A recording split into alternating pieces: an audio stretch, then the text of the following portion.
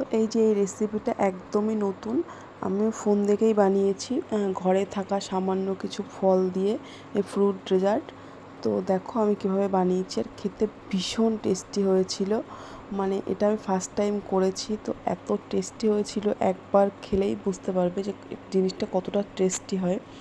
তো first time আমি করেছিলাম হচ্ছে প্যাকেট যে দুধ হয় রেড কাওয়ের, তো সেই দুধটা আমি 500 দুধ অনেকক্ষণ ধরে জ্বালিয়ে দিয়েছিলাম, আর ওর মধ্যে দিয়েছিলাম একটু আমুল দুধ আর সামান্য চিনি, আর তারপর সমস্ত ফল কেটে নিয়েছিলাম। আর তারপর এই যে সাবুটাকে আমি ফুটন্ত জলে সাবুটা দিয়ে আমি 10 মিনিট মতো সাবুটাকে সিদ্ধ করে নিয়েছি।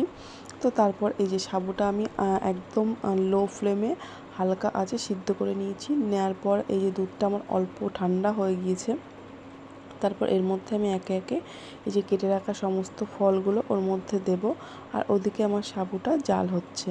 তো দেখো, দেখতেই পাচ্ছ আমি এখন সমস্ত ফলগুলো দুধের মধ্যে দিচ্ছি, আর দুধটা আমি অনেকটা জাল দিয়ে কমিয়ে নিয়েছিলাম।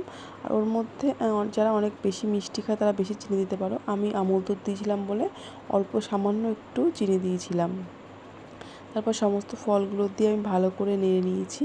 আর এটা কি বলবো, আমি বারবারই বলছি, খেতে ভীষণ টেস্টি হয়। আর এদিকে সাবুটাকে আমি ছাঁকনি দিয়ে ছেঁকে নিয়েছিলাম, জলটা থেকে সাবুর দানাগুলো আলাদা করে নিয়েছি। আর তারপর সাবুটা পুরোটাই আমি দুধের মধ্যে দিয়ে দিলাম, দিয়ে এই যে ভালো করে এটাকে নেড়ে চেড়ে নিয়ে তারপরে আমি উপরে দিয়ে দেবো একটু কিশমিশ। এই যে দেখো আমি কিশমিশ দিচ্ছি। তারপর কিশমিশটা দিয়ে আমি আরেকটু ভালো করে নাড়বো, নেড়ে এটাকে আমি ফ্রিজে রেখে দেবো। 1 ঘন্টা রাখলেই হয়ে যায়। তো এটা আমি ওই 2:30-3টের দিকে বানিয়েছিলাম, আর এটা আমি সন্ধেবেলা খেয়েছিলাম। তো এই যে দেখো ভালো করে সমস্ত কিছু নেড়ে নিয়ে আমি এটাকে এবার ঢাকা দিয়ে ফ্রিজে রেখে দেবো। আর ফ্রিজ থেকে বার করেছি, এই যে 2 ঘন্টা মতো রেখেছিলাম আমি। তো দেখো এটা এত সুন্দর টেস্ট হয়েছিল। তো সন্ধেবেলা এবার আমি এটাকে দেখবো খেয়ে কেমন হয়। তো এই যে এখন আমি বাটিতে তুলছি টেস্ট করব বলে কেমন হয়েছে। তো এটা খেতে ভীষণ সুন্দর হয়েছিল, একবার ট্রাই করে খেয়ে দেখতে পারো তোমরাও। তো এটা